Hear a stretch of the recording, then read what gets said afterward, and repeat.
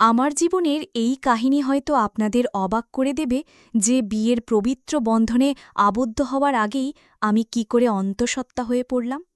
আমার সৌন্দর্য অনেক পুরুষেরই দৃষ্টি আকর্ষণ করত, কিন্তু আমি তখনও কলেজের গণ্ডি পেরোইনি।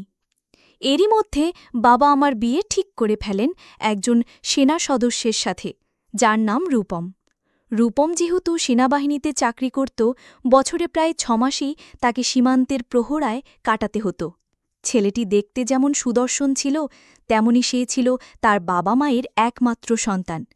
তাদের পারিবারিক অবস্থাও যথেষ্ট ভালো ছিল, তাই সবকিছু বিবেচনা করে বাবা রূপমের সাথেই আমার বিয়ে পাকা করেন। আমার নাম প্রিয়া। আমরা এক ভাই ও এক বোন। দাদু বহু বছর আগেই পরলোক গমন করেছেন, কিন্তু আমার ঠাম্মি আমাদের সাথেই থাকেন। ঠাম্মি আমাকে ঠিক পুতুলের মতো ভালোবাসেন, আর আমার বাবা মায়ের ভালোবাসার গভীরতা তো এই গল্পের পরতে পরতে আপনারা বুঝতে পারবেন। আমার ছোট ভাইটি এখনও স্কুলের ছাত্র। বিয়ের কথা পাকা হওয়ার পর রূপম মাঝে মাঝেই আমাদের বাড়িতে আসত সবার সঙ্গে আলাপ পরিচয় করতে। এভাবে প্রায় ১ মাস কেটে যাওয়ার পর বাবা যখন বিয়ের তারিখ চূড়ান্ত করতে রূপমের বাড়ি গেলেন, তখন রূপমের বাবা জানালেন যে রূপমের জরুরি তলব এসেছে, তাকে আগামীকালের মধ্যেই ৬ মাসের জন্য সীমান্তে যেতে হবে। এই আকস্মিক খবরে আমরা সবাই, বিশেষ করে আমার বাবা মা, খুব ভেঙে পড়েছিলাম। ভেবেছিলাম বিয়ের পর না হয় অয়নের সাথে সীমান্তেই চলে যাব, কিন্তু তার আগেই সে আমার থেকে অনেক দূরে চলে গেল। আমাদের মধ্যে ফোনে নিয়মিত কথা হতো। যেদিন রূপমের সীমান্তে যাওয়ার কথা, তার আগের রাতে সে গোপনে আমাদের বাড়িতে দেখা করতে আসে। এই ব্যাপারে আমার বাড়ির আর কেউ কিছুই জানত না, কিন্তু আমি আগে থেকেই প্রস্তুত ছিলাম। তবে আমি এটা বুঝতে পারিনি যে সে সব কিছুর পরিকল্পনা করেই আসবে। বাড়ির সবাই ঘুমিয়ে পড়ার পর আমি রূপমকে নিয়ে আমাদের ছাদে গেলাম এবং ছাদের দরজাটা বাইরে থেকে আটকে দিলাম, যাতে ঘর থেকে কেউ ওপরে আসতে না পারে। ছাদে পাতা একটা ছোট খাটে বসে আমরা অনেক গল্প করি। রূপম আমাকে ছেড়ে ৬ মাসের জন্য চলে যাবে, এই কথা ভেবে আমি তাকে জড়িয়ে অনেক কেঁদেছিলাম। সেই আবেগঘন মুহূর্তে আমরা আমাদের সব সীমা ভুলে যাই, এবং সেদিন রাতে আমাদের মধ্যে সব কিছু হয়ে গিয়েছিল। সেই এক রাতের ভুলের শাস্তি যে আমাকে আজও বয়ে বেড়াতে হবে, তা আমি তখনও ঘুণাক্ষরেও টের পাইনি। আজ আমি এক সন্তানের জননী, কিন্তু আমার স্বামী থেকেও নেই। আমার সন্তানের বাবা বেঁচে থাকতেও সে পিতৃস্নেহ থেকে বঞ্চিত। সেদিন রাতে রূপম যখন আমাকে ছেড়ে চলে যাচ্ছিল, আমার বুকটা ফেটে যাচ্ছিল, কারণ আমি সর্বস্ব দিয়ে তার হয়ে গিয়েছিলাম।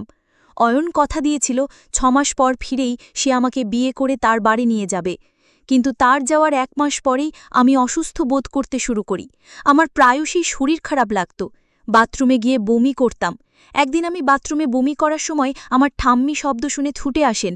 তিনি আমাকে ধরে বিছানায় বসিয়ে কপালে চুমু দিয়ে বলেন, আমার পুতুলটার কি হয়েছে? কয়েকদিন ধরেই দেখছি তোর শরীরটা ভালো নেই, চল আজ আমিই তোকে ডাক্তারের কাছে নিয়ে যাব। আমার শরীর এতটাই খারাপ ছিল যে আমিও ডাক্তারের কাছে যেতে রাজি হয়ে যাই, কিন্তু আমি স্বপ্নেও ভাবিনি যে ডাক্তারের কাছে গিয়ে আমি নিজের সম্পর্কে এত বড় এক সত্য জানতে পারব। ডাক্তার আমার পরীক্ষা নিরীক্ষা করে যা জানালেন, তাতে আমার পায়ের তলার মাটি যেন সরে গেল। ডাক্তার বললেন আমি গর্ভবতী, এবং সময় পেরিয়ে যাওয়ায় গর্ভপাত করানো সম্ভব নয়। সেদিন আমাদের সাথে আমার ছোট ভাইও গিয়েছিল। সে যখন বুঝতে পারল যে সে মামা হতে চলেছে, তখন সে বাড়িতে ফিরেই ছুটে গিয়ে ভেতরে গিয়ে চিৎকার করে বলতে লাগল, মা, একটা দারুণ খুশির খবর আছে, আমি মামা হতে চলেছি। এই কথা শুনে মা আমার ভাইয়ের গালে সজোরে এক থাপ্পড় বসিয়ে দিলেন। এরপর ঠাম্মি যখন আমাকে সাবধানে ধরে ঘরে নিয়ে এলেন, তখন বাবা মা জিজ্ঞেস করলেন, ডাক্তার কি বলেছে? প্রিয়ার কি হয়েছে? ঠাম্মি তাদের মুখের দিকে তাকিয়ে শান্তভাবে বললেন, প্রিয়া সত্যিই মা হতে চলেছে। এই কথা শোনা মাত্রই মা আমার দিকে তেড়ে এলে ঠাম্মি তার হাত ধরে ফেলেন এবং বলেন, খবরদার, আমার নাতনির গায়ে হাত তোলার চেষ্টাও করবি না। তোরাই তো ওর বিয়েটা পাকা করেছিলিস।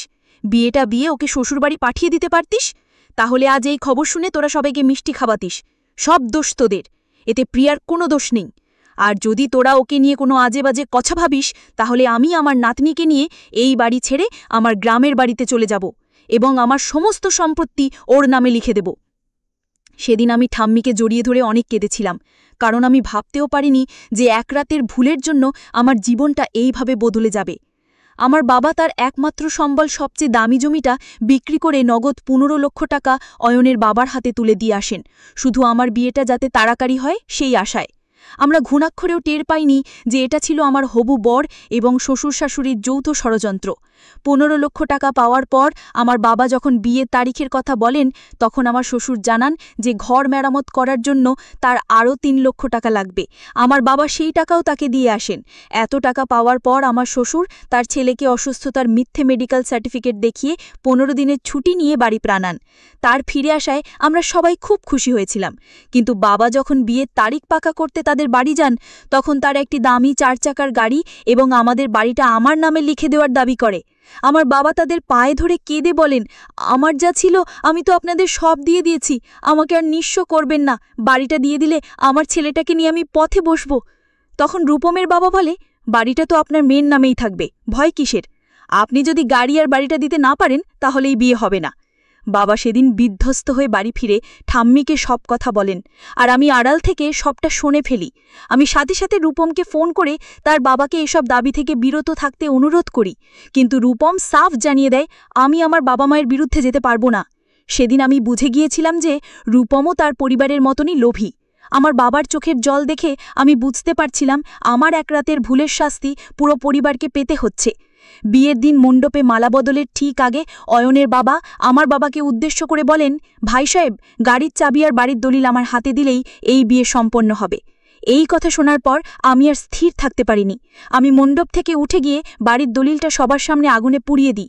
অয়ন হতভম্ব হয়ে আমার হাত ধরে বলে, রিয়া, তুমি এটা কি করলে? আমি তখন সবার সামনে তার গালে সজোরে এক থাপ্পড় মেরে বলি, তোর মতো লোভী মানুষকে বিশ্বাস করাই আমার জীবনের সবচেয়ে বড় ভুল ছিল। আমি গর্ভবতী, এই অসহায়ত্বের সুযোগ নিয়ে তুই আমার বাবার কাছ থেকে লক্ষ লক্ষ টাকা হাতিয়ে নিয়েছিস। আমার শ্বশুর তখন বলেন, বেশি বাড়াবাড়ি করলে আমরা বিয়ে না করেই ফিরে যাব। সেই মুহূর্তে আমার ঠাম্মি তার গালে এক থাপ্পড় মেরে বলেন, তোর মতো লোভী মানুষের বাড়িতে আমি আমার নাতনির বিয়ে কখনো দেব না।